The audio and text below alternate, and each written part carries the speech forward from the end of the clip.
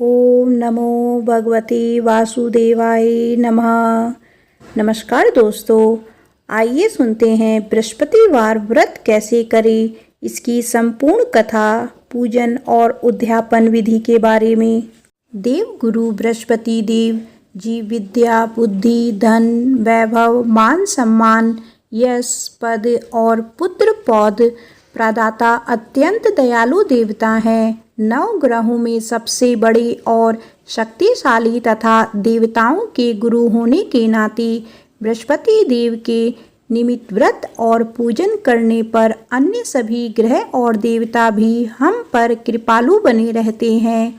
इनका वाहन हाथी है और हाथों में शंख एवं पुस्तक के साथ साथ त्रिशूल भी धारण करते हैं। देव गुरु बृहस्पति जी के शरीर का रंग सोने जैसा पीला है और पीले वस्त्र एवं भरपूर स्वर्ण आभूषण धारण करते हैं। इनके पूजन में पीले फूलों, हल्दी में रंगे हुए चावल, रोली के स्थान पर पीसी हुई हल्दी और प्रसाद के रूप में पानी में भीगी हुई चने की दाल अथवा बेसन के लड्डुओं का प्रयोग किया जाता है। व्रत करने वाले साधक को भी पीले वस्त्र तथा पीली वस्तुओं का प्रयोग तथा पीला भोजन ही करना चाहिए। आइए जानते हैं बृहस्पति व्रत विधि। यह व्रत शुक्ल पक्ष के प्रथम गुरुवार से आरंभ करें। 3 वर्ष पर्यंत या 16 व्रत करें। उस दिन पीत वस्त्र धारण करके बीज मंत्र की 11 या 3 माला जप करें। पीत पुष्पों से पूजन, अर्धन, दान आदि के बाद भोजन में चने के बेसन की घी खांड से बनी मिठाई, लड्डू या हल्दी से पीले या केसरी चावल आदि ही खाएं और इन्हीं का दान करें। बृहस्पतिवार के व्रत के दिन अपने मस्तक में हल्दी का तिलक करें। हल्दी में चने चावलों तथा चने की दाल की बेदी बनाकर और उस पर रेशमी पीला वस्त्र बिछाकर बृहस्पति देव की प्रतिमा अथवा बृहस्पति ग्रह के यंत्र को स्वर्ण पत्र, रजत पत्र, ताम्र पत्र अथवा भोज पत्र पर अंकित करने इसकी विधिवत षोडशोपचार से पूजा आराधना करके यथाशक्ति पति देव के मंत्र का जाप करना चाहिए। आइए जानते हैं बृहस्पतिवार व्रत उद्यापन विधि। बृहस्पतिवार के व्रत के उद्यापन के लिए यथासंभव बृहस्पति ग्रह का दान जैसे पुखराज, सुवर्ण, काशी, दाल, चने, खांड, घी, पित्तवस्त्र, हल्दी, पित्तपुष्प, पुस्तक, घोड़ा, पित्तफल आदि करना चाहिए। बृहस्पति ग्रह से संबंधित दान के लिए संध्या का समय सर्वश्रेष्ठ होता है। क्या क्या और कितना दिया जाए, यह आपकी श्रद्धा और सामर्थ्य पर निर्भर रहेगा। बृहस्पति ग्रह के मंत्र ओम ग्राम ग्रीम ग्रौम सह गुरुवे नमः का कम से कम 19,000 की संख्या में जाप तथा बृहस्पति ग्रह की लकड़ी अश्वत्थ से बृहस्पति ग्रह के बीज मंत्र की 1 माला का यज्ञ करना चाहिए। देवता भाव के भूखे होते हैं, अतः श्रद्धा एवं भक्ति भाव पूर्वक सामर्थ्य के अनुसार पूजा, जप, तप, ध्यान, होम, हवन, दान, दक्षिणा, ब्रह्म भोजन करना चाहिए। हवन पूर्ण आहुति के बाद ब्राह्मण व बटुकों को लड्डू भोजन कराएं। स्वर्ण, पित्त वस्त्र, चने की दाल आदि का दान करें। यह व्रत विद्यार्थियों के लिए बुद्धि और विद्याप्रद है, धन की स्थिरता तथा यश वृद्धि करता है। अविवाहितों के लिए स्त्री प्राप्ति पद सिद्ध होता है। आइए सुनते हैं बृहस्पतिवार व्रत कथा। अत्यंत प्राचीन काल की बात है। एक गांव में एक ब्राह्मण और ब्राह्मणी रहते थे। वे अत्यंत निर्धन तो थे ही, उनके कोई संतान भी नहीं थी। वह ब्राह्मणी बहुत मलिनता के साथ रहती थी। वह ना तो स्नान करती और ना किसी देवी देवता का पूजन। प्रातःकाल उठते ही सर्वप्रथम भोजन करती, बाद में कोई अन्य काम करती थी। इससे ब्राह्मण देवता बड़े दुखी थे। बेचारे बहुत कुछ कहते किंतु उसका कोई परिणाम ना निकला।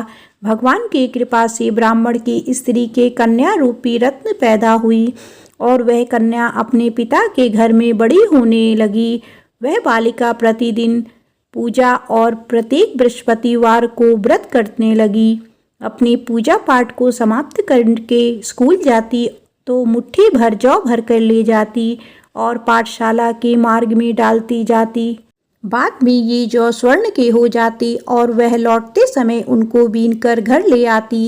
एक दिन वह बालिका सूप में उन सोने के जौ को फटक रही थी। उसकी माता ने देखा और कहा, बेटी, सोने की जौ को फटकने के लिए तो सोने का सूप होना चाहिए।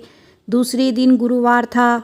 उस कन्या ने व्रत रखा और बृहस्पति देव के से प्रार्थना करके कहा, हे प्रभु, मैंने आपकी पूजा सच्चे मन से की हो तो मेरे लिए सोने का सूप दे दें।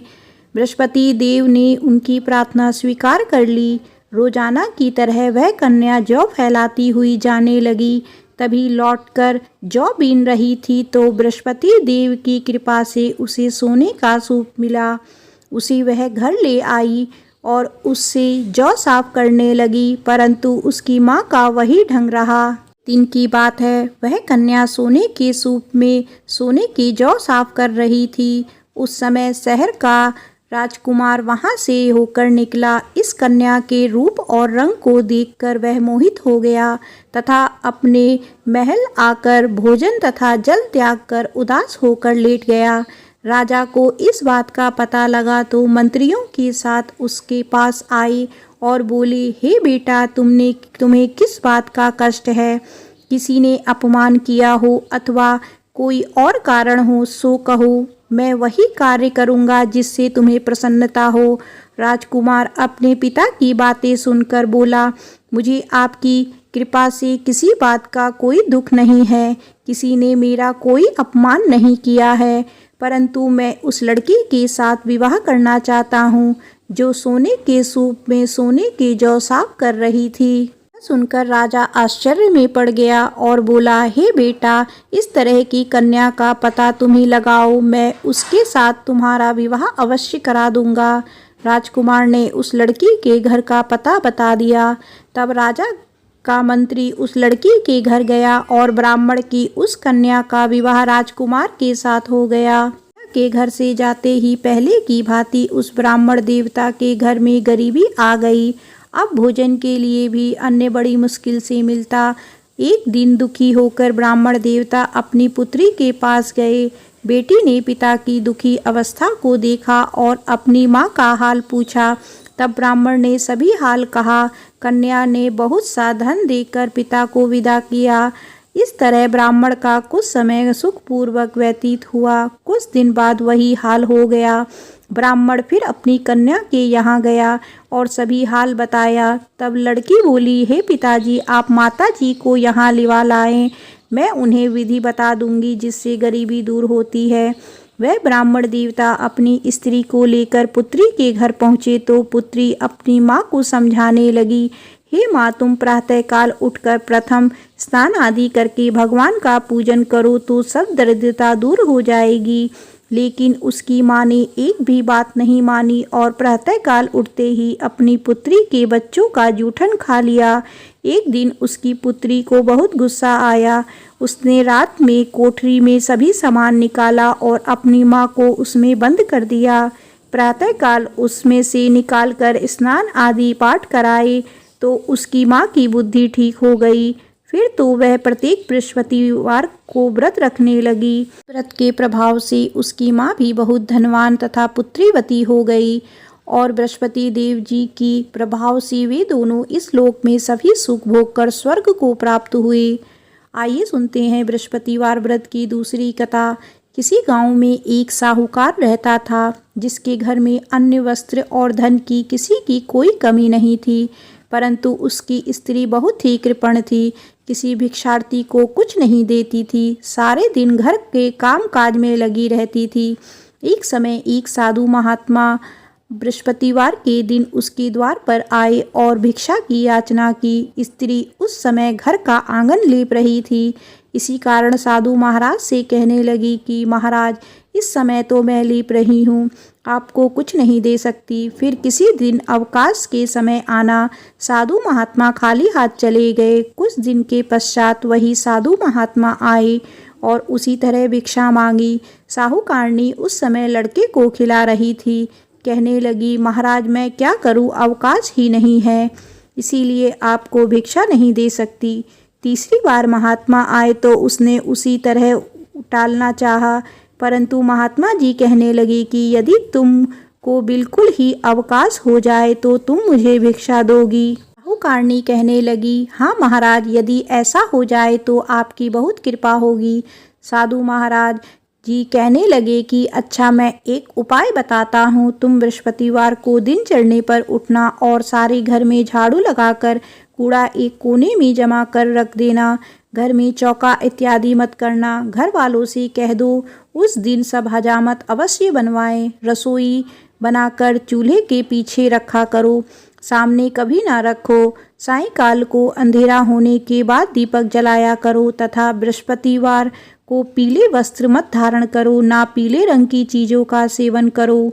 यदि ऐसा करोगी तो तुमको घर का कोई काम नहीं करना पड़ेगा। साहूकारणी ने ऐसा ही किया। बृहस्पतिवार को दिन चढ़े उठी, झाड़ू लगाकर कूड़े को घर में जमा कर दिया।